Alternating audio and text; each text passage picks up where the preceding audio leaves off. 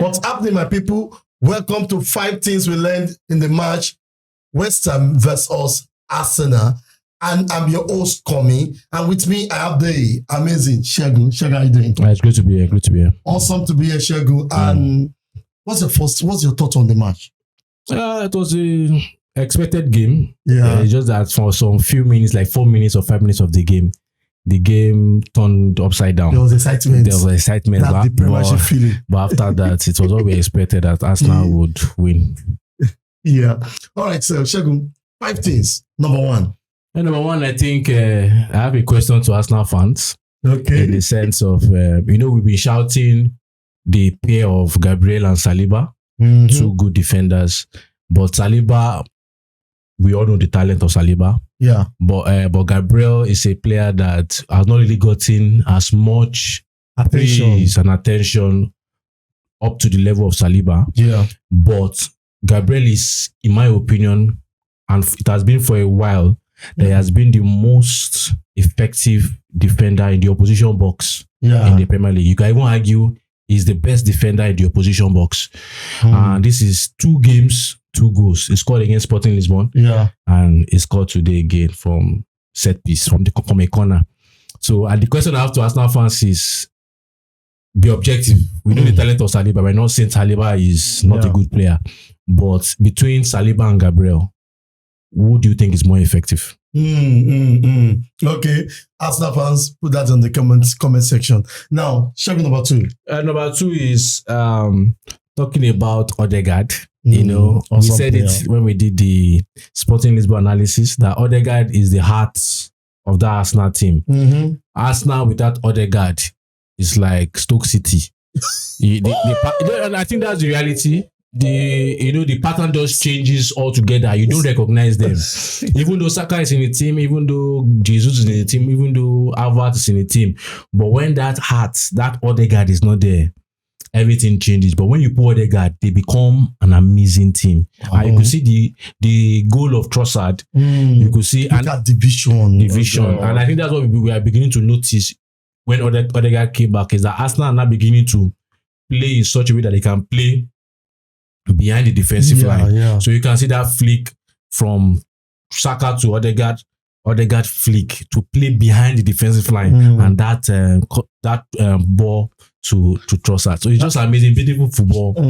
Odegaard is really, we know Odegaard has been known for a number of years as a talent, but it's just good to see. If I was a manager, I know people, let me say this, people that I'm a Manchester United fan, but if I was a manager and I was asked to choose between Odegaard and Bruno, for the kind of pattern of football that I like, I will choose Odegaard, really. Wow. But there's something I like about that Odegaard assist to Trossard. I noticed that he was expecting the ball from Saka. He was holding on, and few seconds, he was scanning the environment. He knows what's going on. Yeah. Then throw the pass. Yeah. It was awesome. Number 3. Yeah, number 3 is for most part of the game, I guess in the first half, before the sudden 5 minutes, Arsenal scored 4 goals in 35 minutes. Yeah. And West Ham scored 2 goals in 4 minutes. So before those 4 minutes, it was like an attacking training session. For Arsenal, really. It was like a training session. We're just trying to work on their high line possession play against a low block team. And I think the reason is because, we've analyzed West Ham a few times. Yeah. And what we say is that West Ham, they are trying to do the impossible with a squad that is not designed to play that pattern. Yeah. So West Ham are trying to play a particular pattern. Lopetegui is trying to play a particular pattern with a Spanish pattern with a squad that is clearly not built for that pattern. When you have the likes of Souček, you have the likes of Kufal, Antonio, you have the likes of even Alvarez.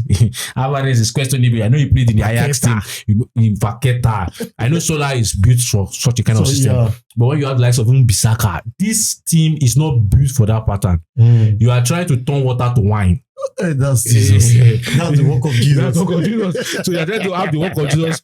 And you can see that he tried that in the first couple of games in the Premier League. Even when we analyzed the Chelsea versus West Ham, I had that Amareska does say, you just play with it on the counter attack. Yeah. Now, he's now also revived. That time he wasn't using Antonio, but now he's using Antonio.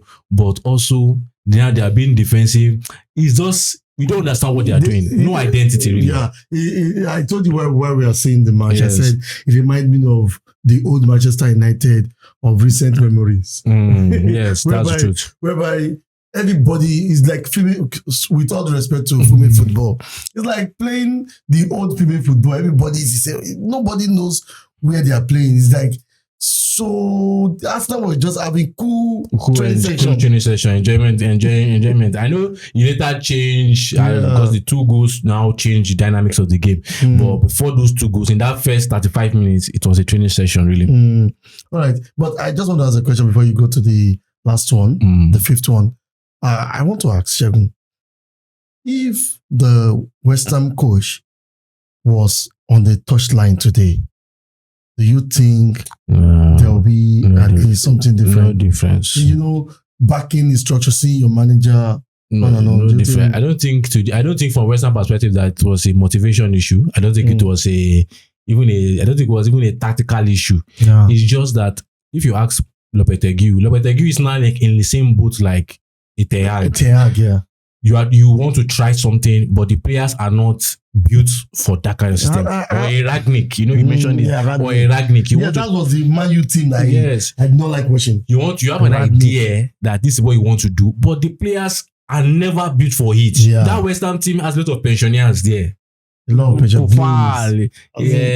Danny Ings. I think I saw Danny Ings. Yeah. So Sheik. And you want to play. And I told you that Sheik looks so tired. You're like, what's going on?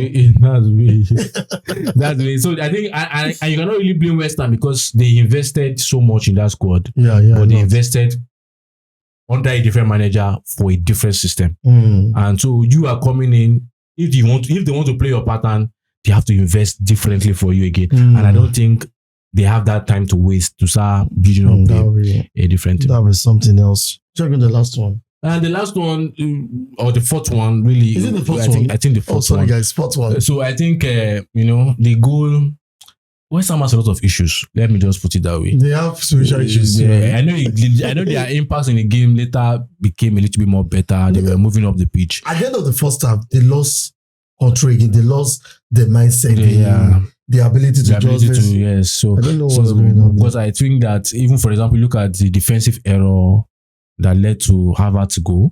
This is a 3v1 situation. Havertz was in between 3 defenders. Yes, 3v1. And still scored. No, you have to give it to the person that did the assist. Because the ball was... That's playing behind the defensive line. So, they were caught in possession and quickly they did a transition ball in between the defensive line and it's a 3v1.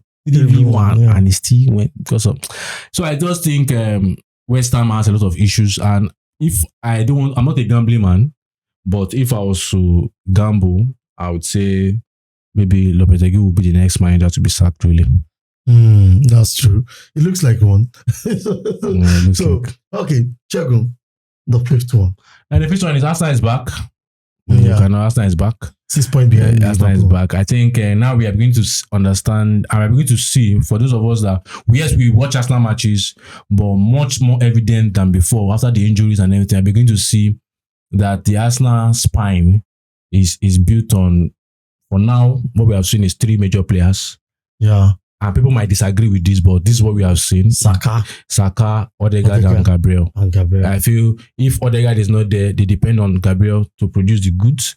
If Gabriel cannot produce the goods, they depend on Saka to produce the goods. So anything that is coming magical from Arsenal, come from 3 places. Most times come from those 3 places, except in all times where you just see Thomas Partey do one, or this Calafiori do some magic. But if we are looking to the Arsenal team for something, when you are in a game, you say, do something for us. We expect something from you. You either look to Gabriel, look to Odegaard, or you look to Saka. And I want to I'm thinking something tactically. If Arsenal is playing like a team that loves to use the triangle method of marking, and the triangle method of marking is used against Odegaard, against all these 3 players, not just 2 players, 2 of them. Do you think Arsenal will have a good run like that? Yeah. It's not easy. It's not easy. Because teams are beginning to understand. Like now, if if I'm to play a manager to set my team against an Arsenal side, all I want to tell you is that don't let Odegaard play. Yeah, possibly Mama King, possibly play him out of the game because you have a better. Yes, that's it. You know. Or yes, or even Ten Hag at a point when they use Fred on De Bruyne. When you mark those kind of players, and I think, in my opinion, it's not really a sign of a good team if the people already know who they can mark. Because also I had issues with Lopetegui not starting Bissaka on the left. When you know that wing that you kept Bissaka the right. It's a dead week in a way. Nothing goes on there like that. You know, even when you look at the actions that even led to certain goals from that Saka side. Yeah. So put Bissaka there, let Bissaka have a 1v1 with Saka. Yeah, eventually did, and the match. It was this same, but I think if you have started, so these are the little things that I feel Lopetegui should think out of the box and put in place. But nevertheless, they lost, and it's a good match for Arsenal. Arsenal is winning. Yeah. Arsenal fans are happy. And when Arsenal fans are happy, Nigeria don't have peace. Yeah, no peace. We had peace for some weeks and months, but now. So for Arsenal fans, it is a nice one. Enjoy the win, and we don't want Liverpool to feel that this is one team horse race. Now that you are 6 points behind Liverpool, who knows? Yeah, who knows? Anything's possible. Anything possible. Allah can do the impossible tomorrow. And I think this season should be Arsenal season, really. Second, twice in a row. This should be the Arsenal season. Yeah, because I'm feeling for them because we want them to win, but it's not that we are afraid of the reaction after the win. We can support you guys to win. We have no issue with that. You can support them to win. No, we can support them to win the league, but just that Arsenal fans and their reaction, they can start comparing the kind of comparison they do. At least let them win. They can start comparing Arteta to one of the greats. They are very funny people. Yeah, now you sound like a Manchester United fan. Yeah. No, we want them to win for the sake of football. We don't want, because it's just something that will be fair if the Manchester doesn't win and the team that has been consistent for the past 2 years wins it. But also from an other perspective of being a football fan also, when you support them finish, they will come back to us. Maybe it's the Arsenal fans you know in your environment. Let's see the one on TikTok. Let's see those on YouTube. They may be different from the one you have on your environment. So guys, if you enjoy this content, just subscribe, like, and also turn on the notification bell and turn it use all on notification so you can see our content time to time. We're on TikTok, we're on Telegram, and everything will be put into our description so you can join the community. Till we meet again, stay fixed to vertical football. Bye-bye.